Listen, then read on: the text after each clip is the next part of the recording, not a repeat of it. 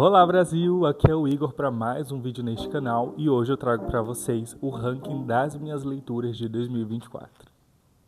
Wiggle, wiggle, wiggle. Wiggle, wiggle, wiggle. 2024 foi o ano que eu mais li na minha vida e eu não estou falando de uma quantidade absurda de livros, mas de uma quantidade de livros que para mim foi uma grande quantidade. Porque anteriormente eu nunca havia lido tantos livros em um mesmo ano. Eu sempre fui uma pessoa que leu livros, gibis, revistas, sempre gostei de estar lendo alguma coisa. Desde a minha adolescência, que foi quando eu fui inserido aí no mundo da literatura, comecei a conhecer os gibis e livros, sempre lia um livro ou dois. E esse ano de 2024 foi o ano em que eu me comprometia a tornar a leitura realmente um hábito e ler o máximo de livros possíveis. Até porque em 2024 eu criei o canal e também em 2024 eu fui selecionado para lecionar na faculdade. Então, eu vi aí a necessidade de melhorar meu vocabulário, de melhorar minha atenção e com isso os livros me ajudaram bastante. Acrescentei palavras novas ao meu vocabulário, o meu pensamento se tornou até mais rápido, eu conseguia pensar mais rápido por conta da minha concentração nas leituras, me tornei uma pessoa que abriu a mente com as leituras e sem contar que viajei vários lugares com as leituras em 2024. Então hoje eu trago para vocês as 6 leituras que eu me comprometi a fazer e cumpri aqui em 2024. Só teve uma leitura que eu não consegui finalizar em 2024, que foi um livro de não ficção, e eu confesso que não sou muito afeiçoado a livros de não ficção, mas vejo a importância desses livros para incrementar aí o conhecimento das pessoas, ainda mais quando você é estudante ou quando você se interessa por um assunto específico, que é o meu caso. No ano de 2024 eu optei por ler mulheres e também comecei aí uma jornada para ler autores negros. E esse livro em específico, eu estou falando de O Pequeno Manual Antirracista, que foi o único livro que eu não consegui finalizar a leitura. Então gostaria só de fazer esse pequeno disclaimer sobre as minhas leituras. É uma quantidade boa para mim, é uma quantidade que me surpreendeu, uma vez que eu não lia um livro por ano. Eu sei que vocês acompanham outros youtubers que leram 70, 80, até mais de 100 livros aí no ano, mas vale ressaltar que a maioria desses youtubers trabalham com isso e aqui não é um lugar da gente ficar comparando a realidade de um com o outro, as realidades são muito distintas. Essa é a minha realidade, eu estou muito feliz de estar aqui hoje compartilhando com vocês e eu quero falar dessas leituras. Eu li 6 livros esse ano de 2024. A metade dos autores foram homens, a outra metade foram mulheres. Eu fiquei feliz que eu fiz essa escolha. 3 desses autores são brasileiros e 3 desses autores são de outras nacionalidades. Eu li 2 calhamaços esse ano e eu fiquei muito feliz com isso, porque são livros de mais de 500, 600 páginas e outros livros menores, com cerca de 200 páginas cada um deles. Vou começar ranqueando do livro que eu menos gostei ou que me decepcionou até o melhor livro que eu li esse ano de 2024. Eu me sinto um pouco decepcionado de colocar esse livro como o mais decepcionante ou o pior livro dessa lista, mas esse livro eu criei uma expectativa sobre a leitura dele e essa expectativa não foi atendida, mais pelo que eu criei em si, na minha cabeça, do que pela leitura em si, de fato. O Menino que Descobriu o Vento tem um filme na Netflix, acredito que ainda está disponível, e eu assisti esse filme 2 ou 3 vezes antes de ler esse livro, antes de descobrir que tinha uma versão literária dessa história. Minha expectativa sobre esse livro era que a história contida nele fosse muito mais ampla, abrangesse muito mais detalhes aqui da história de O Menino que Descobriu o Vento. William é o protagonista dessa história, e Brian Miller foi a pessoa que redigiu, um jornalista norte-americano, e redigiu essa história nesse formato e posteriormente teve aí uma adaptação, teve um filme que é magnífico. Eu recomendo que vocês assistam ao filme porque é impecável, é uma história inspiradora, é uma história conforto, eu me sinto muito abraçado por aquela história. Aqui a gente tem um pouco disso também, mas eu esperava mais da escrita. É uma escrita bem jovem, bem básica, não tem muita técnica, é só mesmo a história contada desse menino, esse malauiano, que construiu um moinho de vento, vendo ali a necessidade de obter água do poço para regar sua plantação, para ser salva ali da fome que assolava a região.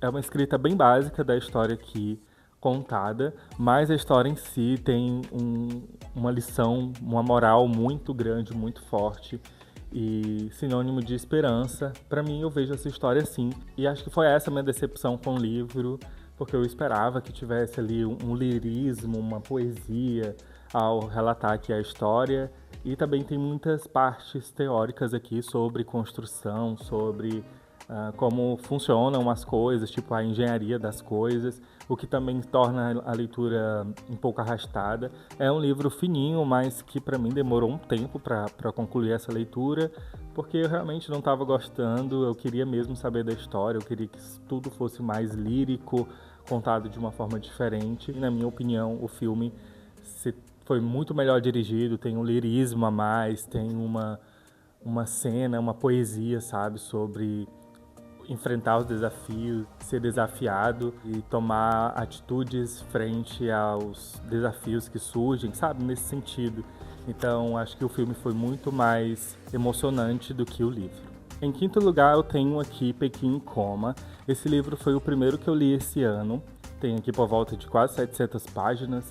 E aqui em Pequim em Coma a gente vai ter um romance histórico sobre um massacre que ocorreu lá em Pequim, lá na China, na Praça da Paz Celestial. O governo que realizou o massacre com seu exército contra ali um grupo de estudantes e a população e cidadãos que lutavam por melhorias de vida naquela região. A história em si também é bastante profunda, a gente está falando de vidas que foram perdidas, é um fato real que aconteceu. Muitos personagens aqui têm nomes de pessoas, né, reais, que fizeram parte da história. Só que o autor vai trazer aqui outros fragmentos da vida de um personagem específico.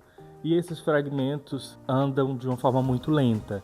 E se a história fosse compactada, eu acredito que seria uma história muito mais envolvente, muito mais emocionante. Eu passei muito tempo para ler esse livro, mas essa história se foi, é uma história que é esquecível porque acontece muita coisa, tem muitos fatos, política aqui, golpes entre os próprios manifestantes, mas que de fato as coisas realmente, o que nos interessa é saber o desfecho, né, da vida desse personagem. A gente só vai saber isso lá por volta das 50 últimas páginas. Esse livro também não me pegou, também não me emocionou. É claro, eu aprendi muito com esse livro, lendo esta obra, de uma história que eu desconhecia totalmente, sobre uma história que aconteceu lá na China e poderia ter acontecido em qualquer lugar do mundo. Eu só tomei conhecimento através do contato com esse livro, o que torna a literatura muito mais importante para mim a cada livro que eu leio. Dos 6 livros, em quarto lugar, eu coloquei aqui O Palácio de Papel. Aqui a gente já começa a melhorar um pouco mais as coisas. Aqui a gente tem essa edição da Intrínsecos, né, do Clube Intrínsecos. Vocês acreditam que esse livro me custou R$ 9,90? A parte melhor de ler esse livro, da experiência, foi ler com outras pessoas. Foi fazer um mini clubinho ali e ler esse livro e realizar encontros. Por enquanto, esse clube, né, funcionou só para ler esse livro, mas quem sabe no futuro a gente não abrange, né, para ler outros livros durante o ano, mas por enquanto a gente só leu esse livro, foram com 4 amigas. Algumas concluíram, eu concluí, óbvio, e só uma das nossas amigas é que não finalizou a leitura. Aqui vai relatar um drama familiar, a história de Ellie, e Ellie tem 24 horas para poder escolher entre manter a sua vida, né, a sua vida que ela construiu, ou ceder a uma paixão de infância. E a gente vai ver a confusão na cabeça da Ellie. E a Ellie vai contar dos seus traumas, vai contar de como foi a sua criação, como foi a criação dos seus pais, vai contar como que ela conheceu esse amigo de infância, como que ela conheceu o seu marido. A Ellie já tá ali com seus filhos, na casa dos 40 e poucos anos. A Ellie é professora, então ela tem uma vida assim bem monótona, bem estável, querendo ou não. E falta emoção na vida da Ellie, pelo menos é aquilo que a gente consegue compreender, aquilo que eu entendi, é que a Ellie tá sentindo falta de emoção, sabe? De sentir a pele arrepiar, de sentir o calor do outro, de sentir apaixonada. E eu vejo que a Ellie sente falta disso, e a Ellie tem contato com isso, e aí só cabe a ela decidir se ela permanece naquela vida monótona e estável dela, ou se ela cede ali ao calor, né? Se ela cede ali às paixões da vida. E o final vai ficar em aberto, você é que vai interpretar, você leitor é que vai interpretar o que Ellie vai fazer no final desse livro. É muito bom, tipo, a escrita da autora é bem frenética, assim. Quando eu entrava nos fluxos de consciência da personagem, eu sentia ela perder o fôlego, porque eu perdia o fôlego totalmente quando ela se colocava ali nos momentos de pensamento entre um e outro, e ela se vendo sem saída, ela querendo sumir no meio de todos aqueles pensamentos. E os fluxos de consciência aqui são muito frenéticos. A história em si é bastante pesada, das experiências da Ellie, principalmente na infância. Tem muitos pontos aqui de reflexão, né? Pontos assim que a sociedade deveria falar mais, que até hoje é um tabu, né? Sobre o corpo da mulher, sobre o corpo de crianças e violências mesmo, abandono parental. Enfim, é bem cru a escrita da autora, mas ainda foi assim uma história, pelo menos, que não me pegou tanto. É uma história bem legal, eu leria novamente esse livro, mas pra mim foi assim, 4 estrelas, uma escrita bem legal, mas não me pegou tanto quanto os outros livros. Chegamos no nosso top 3 e aí eu tenho que falar de Visão Noturna, do Franklin Teixeira. Por incrível que pareça, os 3 livros são nacionais. O top 3 é nacional. Olha que bênção. Em terceiro lugar, Visão Noturna, do Franklin Teixeira. Esse que é um suspensezinho, um livro de mistério, bem adolescente. Qualquer pessoa pode ler isso aqui que não vai se assustar, mas é bem legal acompanhar essa história. Eu vi uma resenha no Scooby dizendo que parecia muito um Scooby do gay, até mesmo a van que eles andam, né, se locomovem ali pela cidade, as filmagens, o mistério, a equipe que é formada para descobrir os mistérios dessa pequena cidade aqui onde está acontecendo desaparecimentos e mortes misteriosas. E aí tem todo um negócio, uma conspiração, uma teoria, sabe, nessa cidade. E eles vão em busca desses mistérios, em busca de resolver esses mistérios, e eles de fato conseguem, mas eu achei o final bastante corrido, Franklin Teixeira. Foi a parte mais decepcionante, porque ele criou toda uma atmosfera. Eu fiquei muito inserido aqui nessa história. É uma história que é muito fácil de ser lida, muito fluida, mas o final foi bem corrido. Inclusive, tem resenha para todos os livros que eu estou citando aqui no canal e tá tudo aqui no card. Voltando para a história, eu gostei muito dessa história, eu gostei muito da atmosfera que o Franklin Teixeira criou, mas mais uma vez o final foi bem corrido e não teve um desfecho tão top assim, sabe? Tipo, colocar a gente em êxtase, é mais uma correria mesmo, tipo, muita coisa acontecendo no final. E parecia que o autor estava bem com pressa de finalizar a obra, sei lá. Foi o que me pareceu. Mas mesmo assim, qualquer coisa que o Franklin Teixeira lançar, eu quero ler de novo, porque eu gostei muito da atmosfera. Eu dei gargalhada com esse livro, é bem engraçado. Eu me senti puto também, porque tem um garotinho aqui que vai aí se envolver no meio de uma relação. E esses personagens também são bem adolescentes, bem sem noção, alguns deles. E eles são gays, são 2 amigos e eles são gays, eles já tiveram ali um lance, uma amizade colorida e tal, mas um deles está apaixonado, então vejam só, entra uma terceira pessoa ali na história, então vai meio que formar um triângulo amoroso. E bem legal, eu gostei bastante da leitura desse livro, né, de Visão Noturna, mas o final não foi dos melhores. Chegamos aqui nos 2 últimos livros, dos melhores livros lidos esse ano, e por coincidência foram os livros que eu li mais recentemente. E antes de mostrar esses livros, eu quero te pedir para curtir esse vídeo, comentar aqui embaixo se você leu ou se você pretende ler alguns desses livros, compartilhar com seus amigos, não esquece de fazer isso, e também se inscreve aqui no canal para você não perder nenhuma atualização dos vídeos lançados aqui. Ah, mais um aviso, não esquece de me seguir lá no Instagram e também lá no Scooby, que eu estou sempre atualizando todas as minhas leituras por lá também. Em segundo lugar, uma história muito impactante, uma história chocante. Eu li Tudo é Rio, da Carla Madeira, agora em dezembro, foi o último livro que eu li no ano. E que história, hein, meus amigos? A gente fica realmente chocado com os fatos que vão acontecer aqui nessa história. É muito bem escrito, personagens muito bem construídos, leitura fluidíssima. Nossa, eu chego a perder ao ar de tanto que eu li esse livro rápido demais. Inclusive, sinto que eu tenho que fazer uma releitura, porque acredito que deixei muita coisa escapar. Logo no começo do livro, lá no prólogo, a gente já tem um aviso de que esse livro é para ser apreciado e não entornado de uma vez, porque senão a gente vai queimar a língua. Acho que foi isso que aconteceu comigo. Eu li esse livro quase numa lapada só. Li esse livro muito rápido. Eu acho que foi o meu choque, além de ler muito rápido. As coisas que vão acontecer aqui são muito cruas, são muito gráficas. É bem chocante mesmo. Eu entendo as pessoas que amam e as pessoas que odeiam esse livro. É um livro que vai mexer com muitos assuntos muito delicados. A gente vai ter aqui maternidade, paternidade, relacionamento tóxico. Uma personagem que é bem despudorada mesmo e ela não tá nem aí pra opinião de ninguém. Eu vi bastante aqui na personagem a Bruna Surfistinha. Não sei qual foi a ligação que eu fiz, mas, gente, é bem Bruna Surfistinha mesmo.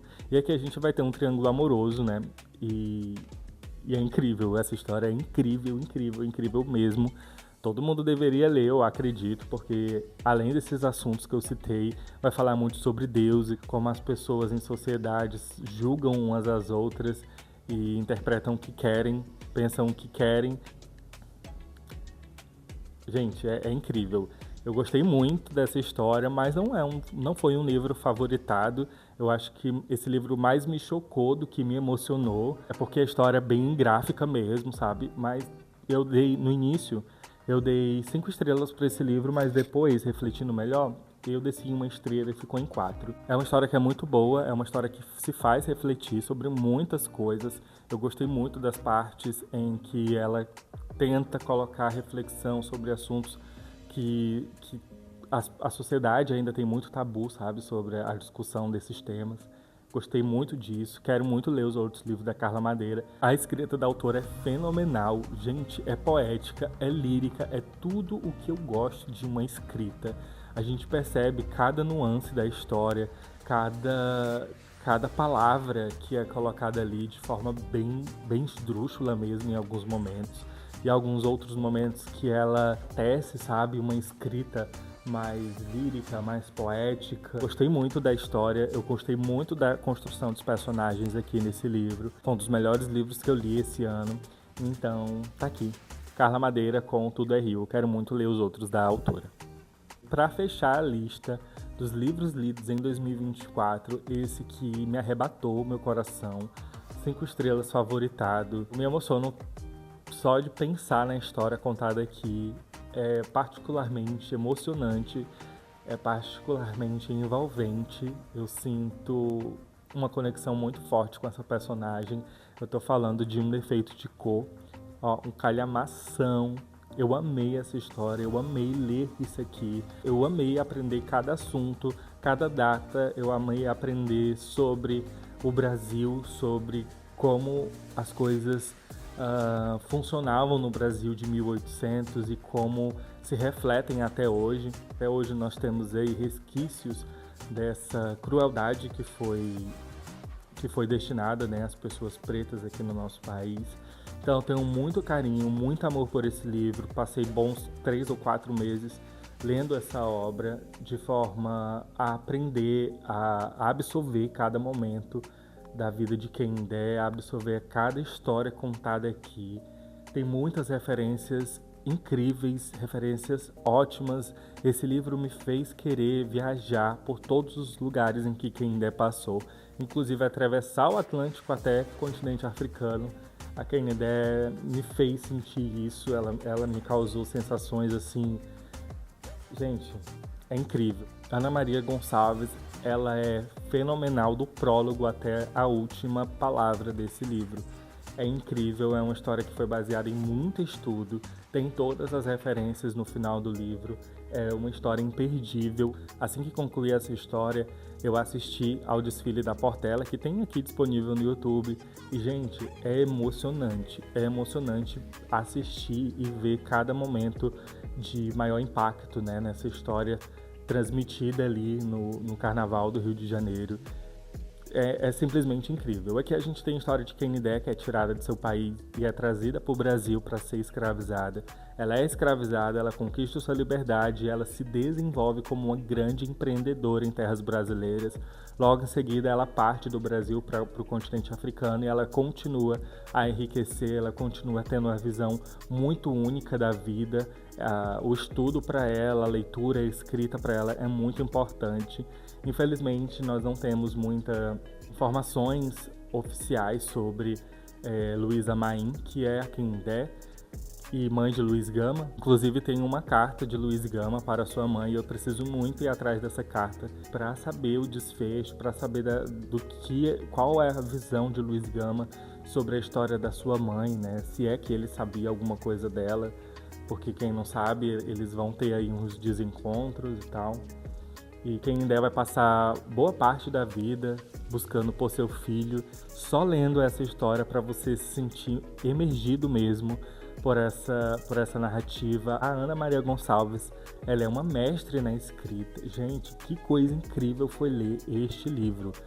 O melhor livro do ano, sem dúvida. E incrível, incrível, incrível. Eu só quero muito reler esse livro quanto antes. E tô apaixonado por Um Defeito de Cor, por Canindé. Eu sinto, assim, uma conexão muito forte com ela. O melhor livro do ano, então, Um Defeito de Cor, da Ana Maria Gonçalves. Esses foram os livros lidos em 2024. Mais uma vez, como eu disse a vocês, foi muito importante para mim ler cada um deles.